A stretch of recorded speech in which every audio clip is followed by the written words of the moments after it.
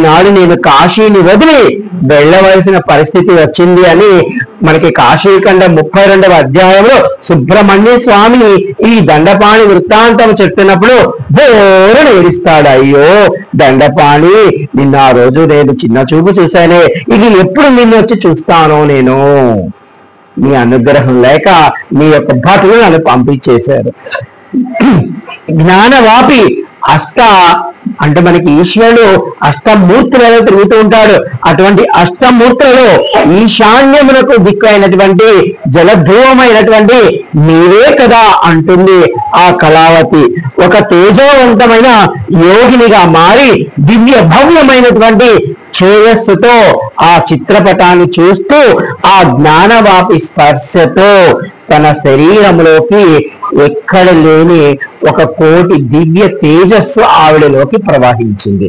మీకు తెలియకపోవచ్చు, మనం ఇక్కడ కూర్చొని ఉండగానే విశ్వనాథుని స్పర్శ చేయవచ్చు.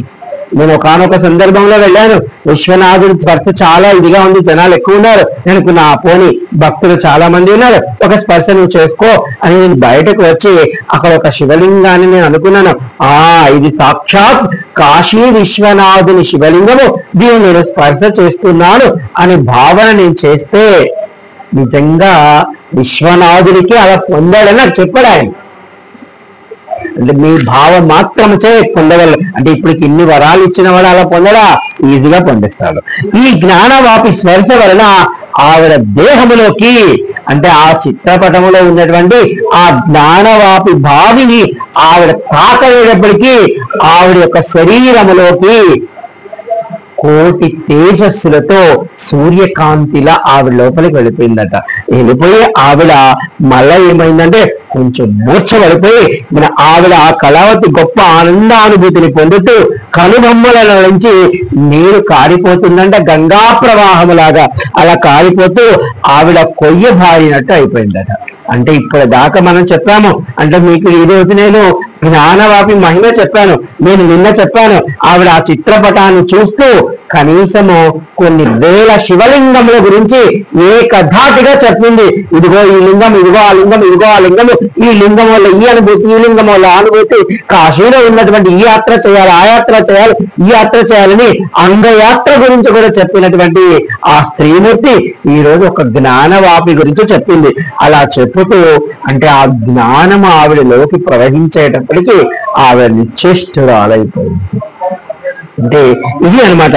కళావతి తాను ఏ స్థితికి వెళ్ళిపోయిందంటే సుషుష్మ స్థితిలోకి వెళ్ళిపోయిందంట. అంటే మనకు ఒక 4 అవస్థలు ఉన్నాయి, జాగ్రత్త, స్వప్న, సుషుప్తి, హరి అని. అంటే ఈ 4 గొప్ప సాధకులకి తెలుస్తాయి. ఆవిడ సుష్మ అంటే ఆ స్థితిలో వెళ్ళిపోయింది. ఏమిటి ఆ స్థితి అంటే గాఢ నిద్రలోకి వెళ్ళిపోయింది, సమాధి స్థితిలోకి వెళ్ళిపోయింది, గొప్ప బ్రహ్మ స్థితిలోకి వెళ్ళిపోయింది. ఇంకా చెప్పాలంటే ప్రకృతి మూల చైతన్యం ఎక్కడుందో అక్కడికి వెళ్ళిపోయింది ఆవిడ. ఇక నాకు మిగతా వాడితో పని లేదు అన్న భ్రాంతిలో ఉంది. అలా ఉన్నటువంటి ఆ కళావతి మూర్ఛపోయినట్టు అలా అయిపోతే ఆ చెలికత్తులు ఉన్నారు కదా, ఆవిడ మహారాణి. ఆవిడ చెలికత్తులు ఒకరు కాలికి పాపము గంధము పూస్తున్నారట, ఒకరు వింజాములు విసుస్తున్నారట, ఒకరు చేతినంతా లాగి సవరిస్తున్నారట.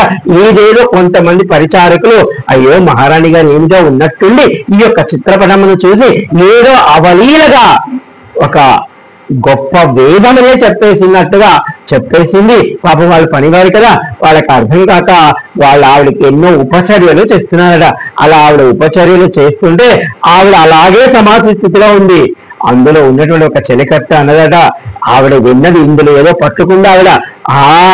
మన యొక్క కళావతి ఈ చిత్రపటమును చూసి కదా ఈ యొక్క భావోద్గతకి వెళ్ళిపోయింది కాబట్టి ఈవిడికి మళ్ళా ఆ చిత్రపటాన్ని చూపించి ఆవిడికి తాపించే పని చేద్దాం.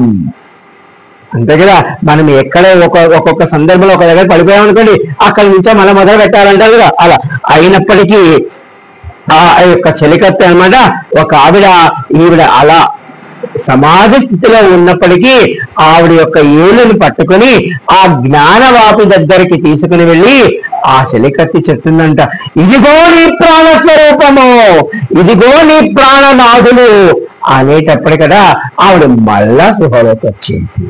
ఎందుకంటే ఆ చిత్రపటాన్ని చూసినప్పుడు ఆవిడ మొదటిగా అన్న మాట ఏమిటంటే, ఇది నా ప్రాణ స్వరూపము, నా ప్రాణనాథుడు అని అనింది. అంటే నిజంగా ఒక ధర్మపత్ని నా ప్రాణనాథుడు ఎక్కడున్నాడంటే ఆ కలికత్వం అని అనుకోవాలి కదా. కానీ ఇది ఒక దివ్యానుభూతితో ఉన్నటువంటి ఒక దైవ జ్ఞానము. కాబట్టి ఆ దాసి ఆత్మీయులకు ఆ కళావతి ఆ జ్ఞానవాపి తీర్థాన్ని చూస్తూ ఆవిడ అందులో మళ్ళా తన్మయత్వం పొంది ఒక్కరువ మెలకువ తెచ్చుకుంది. ఆ దాసి మరింతగా చేయడం వల్ల ఆ జ్ఞానవాపి వృత్తాంతమును చెప్పింది. అప్పుడు చెప్పుతుంది ఆ చెలికత్తులకు, నేను ఎవరిని, నేను కళావతిని కాను, సుశీలను అని చెప్తుంది. అంటే పూర్వజన్మలో ఆవిడ సుశీలగా ఉంది. ఆ వృత్తాంతాన్ని రేపు గొప్పగా చెప్పే ప్రయత్నం చేస్తాను. అయితే సూక్ష్మంగా ఈ కథని పూర్తి చేస్తాను.